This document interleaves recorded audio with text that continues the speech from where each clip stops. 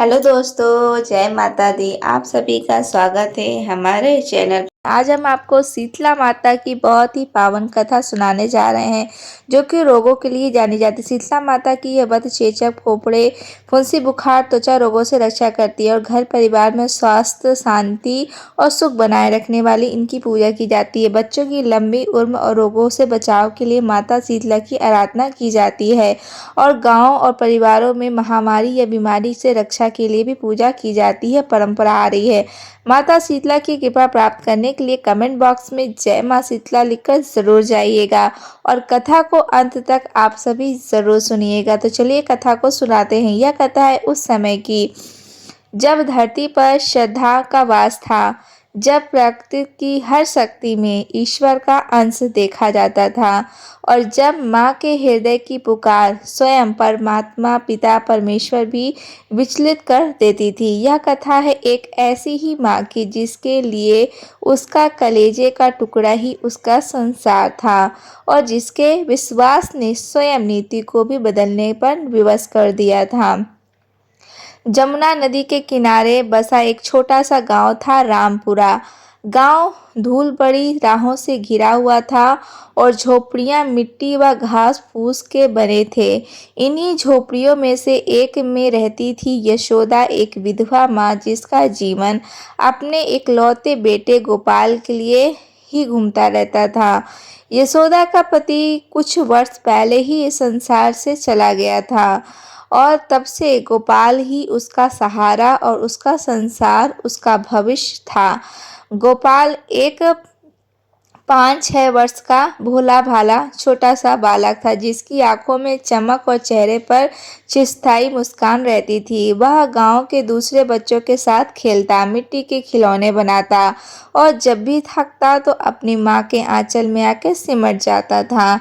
यशोदा दिन रात मजदूरी करती, मिलों दूर से पानी भर के लाती, खेतों में काम करती ताकि उसे उसके बेटे को 2 वक्त की रोटी और एक सुखी जीवन मिल सके।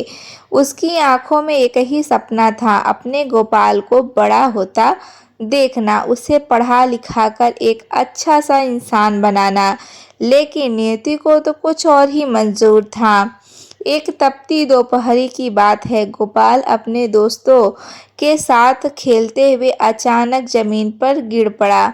उसका शरीर आग की तरह तपने लगा और कुछ ही पलों में उसके पूरे बदन पर छोटे छोटे से लाल दाने उभर आए।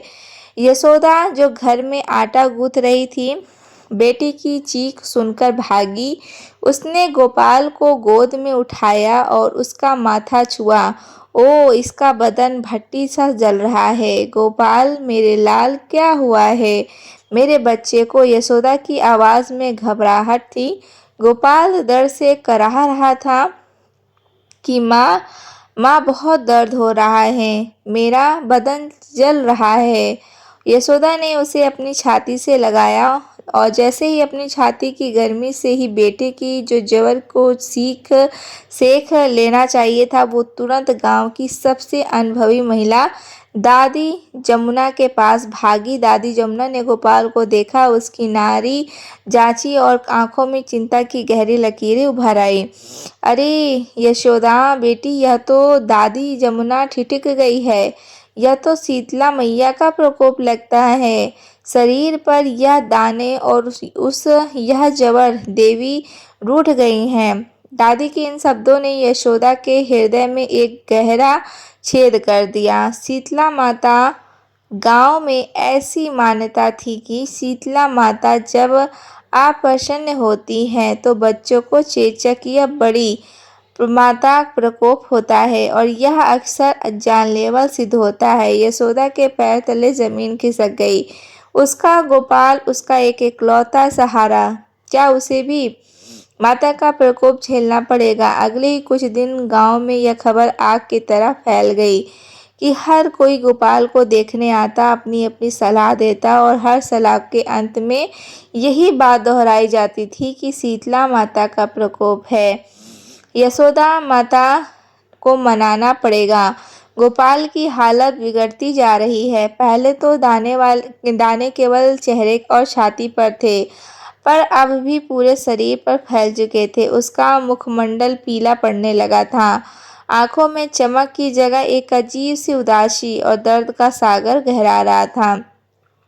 वो कुछ खा पी भी नहीं पा रहा था, बस कह रहा था और अपनी माँ का हाथ कसकर पकड़े रहता था।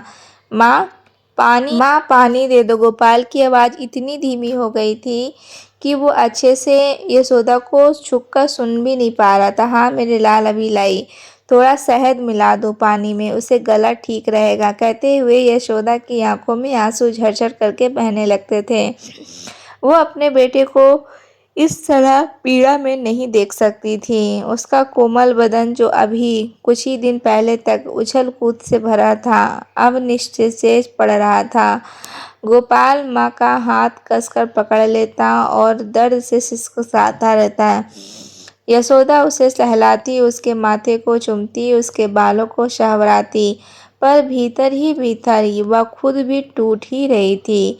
हे विधाता, या तूने कैसी विधाता रची है। मैंने ऐसा कौन सा पाप किया था जो मेरे इकलौते बेटे को इस भयानक कष्ट से गुजरना पड़ रहा है। उसके हृदय की चीखें ब्रह्मांड में गूंज रही थीं, पर उन चीखों को सुनने वाला शायद कोई नहीं था। उसका माथा, जो अब कभी गर्व से ऊंचा रहता था, अब चिंता और शोक से झुका हुआ था। उसकी रातें जागते हुए गोपाल के पास बैठकर उसे हवा करते और उसके बदन को ठंडे पानी से पोंछते हुए कट रही थी। वो हर पल डरती थी, कहीं उसकी आंख लगते ही उसका लाडला उसे छोड़कर ही न चला जाए। नहीं, ऐसा नहीं हो सकता है। यशोदा ने मन ही मन दृढ़ संकल्प किया। वह अपने बेटे को कुछ नहीं होने देगी। गांव के वैद्य ने भी हाथ खड़े कर दिए थे। यह कोई मामूली बुखार नहीं है यशोदा, यह देवी का प्रकोप है। औषधि का काम नहीं करेगी। तुम्हें देवी को मनाना होगा, उनकी पूजा करनी होगी, उनसे अपने बेटे की क्षमा याचना करनी होगी। वैद्य की बात ने यशोदा के हृदय में एक नई आशा जगाई, पर साथ ही साथ भय भी गहरा था। उसे लग रहा था देवी को मनाना कोई साधारण बात तो नहीं है। अगले ही दिन सुबह यशोदा गांव के मंदिर में गई, पंडित जी से विनती की। पंडित जी ने कहा कि यशोदा, तुम्हें शीतला माता का व्रत रखना है और यह व्रत बहुत कठिन होता है। तुम्हें निर्जल उपवास करना होगा, ठंडे पानी से स्नान करना होगा और एक विशेष प्रकार की पूजा भी करनी होगी। जब तक माता प्रसन्न नहीं होती हैं, तुम्हें हार नहीं माननी है। यशोदा ने बिना एक पल सोचे अपने आंचल से अपनी सारी जमा पूंजी निकाली और पंडित जी के चरणों में रख दी। और आप जो कहे पंडित जी, मैं सब करूँगी, बस मेरा गोपाल ठीक हो जाए। मुझे नहीं पता शीतला माता क्यों रुष्ट हो गई हैं, पर मैं उन्हें प्रसन्न करने रहूँगी। मैं सब कष्ट सहने को तैयार हूँ। पंडित जी ने उसे व्रत के नियम समझाए और बताए। शीतला माता की पूजा ठंडे पकवानों से होती है, बासी भोजन से होती है। पूरे दिन जलपान नहीं करना होता है और रात भर जागकर माता का नाम जपना होता है। यशोदा ने अपने बेटे को देखा, जो अपनी झोपड़ी में दर्द से कराह रहा था। उसकी आंखों से फिर से आंसू बह निकले। हे विधाता, कैसी परीक्षा ले रहा है तू मेरी। एक माँ के लिए अपने भूखे प्यासे बच्चे को देखकर व्रत करना, इससे बढ़कर और क्या ही पीड़ा हो सकती है। लेकिन उसकी ममता ने उसे बल दिया। उसने दृढ़ता से सिर हिलाया। उसने अपने पड़ोसी से थोड़ा सा चावल और गुड़ उधार में लेकर आई और रात को उसने ठंडे चावल और गुड़ की खीर बनाई, जो अगले दिन माता को चढ़ानी थी। उसके हाथ काँप रहे थे, मन में हजारों सवाल उठ रहे थे, पर एक ही लक्ष्य था, गोपाल की सलामती। माँ, तूने खाना खाया? गोपाल ने अपनी दुर्बल आवाज़ में पूछा। कि माँ, यशोदा ने अपने आंचल से आंसू पोंछे और एक नकली सी मुस्कुराहट चेहरे पर दोहराई। हाँ मेरे लाल, मैंने खा लिया। तू चिंता मत कर, तू ठीक हो जाएगा बहुत जल्द। ठीक हो जाएगा। उसने गोपाल के माथे पर हाथ फेरा। उसका बदन अभी भी आग की तरह तप रहा था। गोपाल को तो कुछ खिला भी नहीं सकती थी, बस थोड़ा सा पानी, वो भी मुश्किल से पी रहा था। यशोदा भीतर ही भीतर जल रही थी, पर बाहर से पत्थर की अडिग थी। अगले ही दिन यशोदा सुबह ब्रह्म मुहूर्त में उठी और ठंडे पानी से स्नान किया, जिससे उसके शरीर में एक कपकपी सी दौड़ गई। पर उसके अपने मन को मजबूत रखा। उसने मंदिर जाकर शीतला माता के सामने दीपक जलाया, ठंडे पकवान अर्पित किए, चढ़ाए और हाथ जोड़कर प्रार्थना करने लगी। उसकी आंखों से अश्रुधारा बह रही थी, पर उसकी आवाज में एक दृढ़ संकल्प था। हे माता, हे जगजननी, मेरे गोपाल को क्षमा करना। अगर उसने अनजाने में कोई पाप किया है तो मुझे क्षमा कर देना। मैं उसकी माँ हूँ, मैं उसका हर कष्ट झेलने को तैयार हूँ। मेरे बेटे को जीवन दान दो माता। मेरे संसार उजाड़ने से पहले मुझे उजाड़ दो। और गांव की औरतें जो मंदिर में पूजा करने आई थीं, यशोदा की हालत देखकर द्रवित हो गईं। वे जानती थीं कि एक माँ अपनी संतान के लिए क्या-क्या सह सकती है। उन्होंने यशोदा को सांत्वना दी, पर उसका मन तो गोपाल की झोपड़ी में अटका हुआ था। साथ ही उसने मंदिर में प्रार्थना की, फिर वापस अपनी झोपड़ी की ओर चल पड़ी। हर कदम पर उसके मन में गोपाल का चेहरा घूम रहा था। रात घिर गई थी। गांव में चारों ओर शांति थी, पर यशोदा की झोपड़ी में मौत और जीवन के बीच की लड़ाई चल रही थी। गोपाल की हालत और बिगड़ गई थी और उसके शरीर पर दाने अधिक गहरे हो गए थे और वो अब केवल हल्की हल्की सांस ले पा रहा था। यशोदा उसके पास बैठी थी, निर्जल व्रत कारण उसका गला सूखा था, शरीर में ऊर्जा नहीं थी, पर उसकी ममता ने उसे थाम रखा था। गोपाल, मेरे बच्चे, आंखें खोल, देख, माँ को देख। आंखें खोल बेटा। यशोदा ने बेटे की अपनी आंखें हल्की सी खोली। उसकी दृष्टि धुंधली थी। और माँ, मुझे नींद आ रही है। उसकी आवाज़ लगभग सुनाई नहीं दे रही थी। नहीं मेरे लाल, तू सो मत। तू मुझे बातें कर। तू मुझे अपनी कहानियाँ सुना। तू मुझे बता तुझे क्या चाहिए। मैं अभी लाती हूँ, बस तू सो मत। तू ऐसे मत कर मेरे बच्चे। यशोदा का गला रत गया था। उसकी करुण पुकार झोपड़ी की दीवारों से टकराकर वापस लौट रही थी। उसने गोपाल का हाथ पकड़ा, जो अब ठंडा पड़ने लगा था। नहीं, नहीं, यह नहीं हो सकता है। हे शीतला माता, मेरी पुकार सुन। आज रात ही मुझे मेरे बेटे को ठीक करके दिखा, अन्यथा मैं इसी झोपड़ी में अपने प्राण त्याग दूंगी। मेरा जीवन मेरा नहीं है, यह मेरे बेटे का है। अगर वह नहीं है तो मैं भी नहीं हूँ। यशोदा ने अपनी सारी शक्ति समेट कर प्रार्थना की और उसके शरीर का हर रोम रोम, हर कण कण बस एक ही प्रार्थना कर रहा था। वो गोपाल के सिरहाने बैठी, उसे अपनी गोद में लिटा लिया। उसकी आंखों से आंसू रुकने का नाम नहीं ले रहे थे। उसके मन में अपने पति की याद आई और जिसने उसे उसके बच्चे को अकेला छोड़ दिया था। हे देव, मुझे अकेला क्यों कर दिया है। अब तो मेरा बच्चा भी मुझसे दूर जा रहा है। कैसी परीक्षा है यह मेरी, एक माँ और उसके एकलौते बेटे के बीच। यह कैसी अग्नि की परीक्षा। रात गहरी होती जा रही थी। गोपाल की सांसें और धीमी होती गई। यशोदा को लगा हर सांस के साथ उसका बेटा उससे दूर जा रहा हो।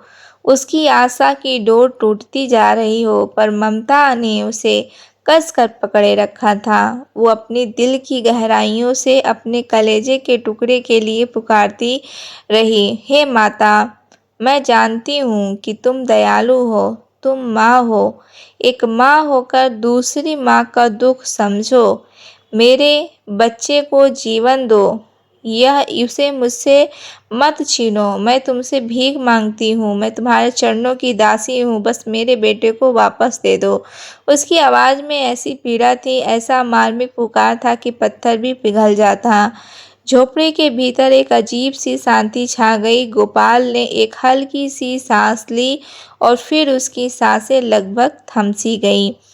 यशोदा का हृदय धस गया और उसने अपनी आंखों को कसकर बंद कर लिया और एक अंतिम हृदय विदारक चीख उसके झलक में अटकी रह गई।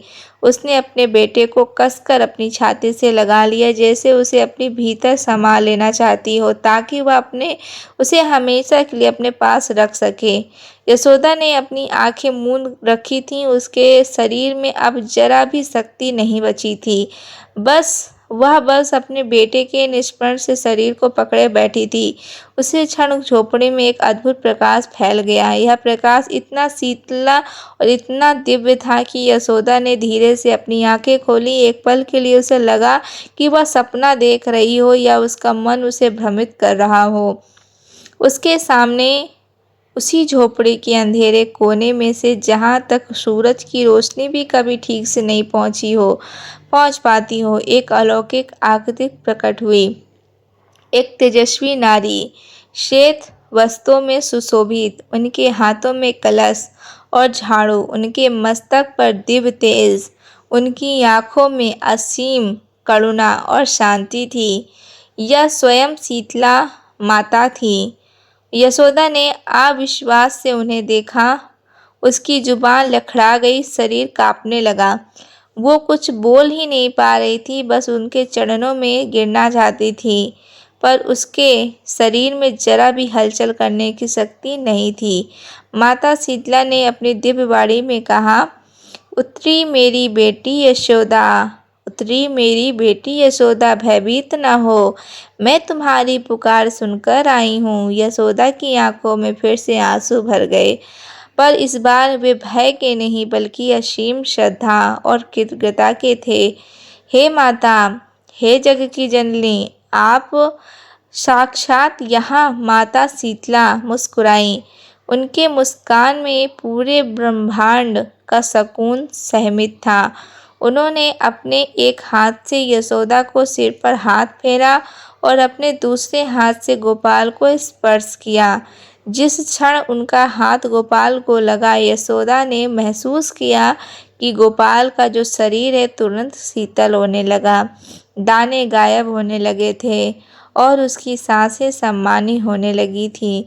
माता ने फिर कहा, बेटी, मैं तुम्हारी सच्ची भक्ति से प्रसन्न हुई हूँ। तुमने एक माँ की तरह अपने पुत्र के लिए तप किया, वह अतुल्य है। तुम्हारी श्रद्धा, तुम्हारा प्रेम और तुम्हारी जिस निष्ठा मुझे यहाँ आने का विवश कर दी है। फिर माता ने अपनी दिव्य वाणी में एक वह अमर सत्य कहा जो सदियों से गूंजता आ रहा है और भविष्य में भी गूंजता रहेगा। भक्ति सच्ची हो तो रोग भी दूर हो जाता है। यशोदा के कानों में यह सद अमृत की तरह खुल गया। उसे यकीन नहीं हो रहा था यह सब सच है। माता ने उसे सांत्वना दी, उसे आशीर्वाद दिया और फिर धीरे धीरे उसी प्रकाश पूंजी में विलीन हो गई, जैसे वह कभी थी ही नहीं। झोपड़ी में फिर से पहले जैसा अंधेरा सा छा गया, पर यशोदा के हृदय में आशा और विश्वास का एक नया सूरज उग गया। वो गोपाल को अपनी गोद में लिए बैठी रही। उसका शरीर अब सामान्य था, सांसें गहरी और नियमित थीं। दाने पूरी तरह से गायब हो चुके थे, मानो कभी थे ही नहीं। यशोदा ने अपने बेटे माथे को छुआ। कोई बुखार नहीं था, वह शांत भाव से सो रहा था, जैसे उसे कभी कोई बीमारी हुई न हो। यशोदा को लगा यह कोई सपना था, पर उसके हृदय में शीतला माता का दर्शन का स्मृति और दिव्य वाणी के शब्द जीवित थे। उसकी आंखों में एक अजीब सी चमक थी, एक ऐसी शांति थी जो उसने अपने जीवन में पहले कभी महसूस ही नहीं किया था। वह रात उसके जीवन की सबसे लंबी और सबसे भयानक और सबसे चमत्कारिक रात बन गई। उसे शीतला माता की कृपा महसूस महसूस हुई। उसने एक माँ की शक्ति को पहचाना और उसने एक सत्य को समझा कि जब भक्ति सच्ची होती है तो कोई बाधा, कोई रोग, कोई भी दुर्भाग्य टिक नहीं पाता। एड़ीबेग अगली सुबह जब सूरज की पहली किरणें रामपुरा गांव में झोपड़ी में छू रही थीं, यशोदा अपनी झोपड़ी में बैठी थी, अपने बेटे को निहार रही थी। उसकी आंखों में अब कोई डर नहीं था, कोई चिंता नहीं थी, बस असीम प्रेम और कृतज्ञता का सागर लहरा रहा था। और फिर एक चमत्कार हुआ। गोपाल ने अपनी आंखें खोली।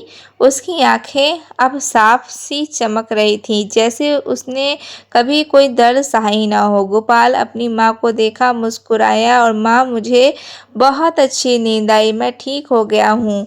यशोदा ने अपने कानों पर विश्वास नहीं किया। उसने गोपाल को कसकर गले लगा लिया और उसकी आंखों से खुशी के आंसू बस निकले। मेरे लाल, मेरे गोपाल, तू ठीक हो गया ना? उसने गोपाल के माथे को बालों पर अग्नित चुंबन दिए और उसका हृदय खुशी से उछल रहा था। वह अपने बेटे को एक बार फिर हंसते खेलते देख रही थी।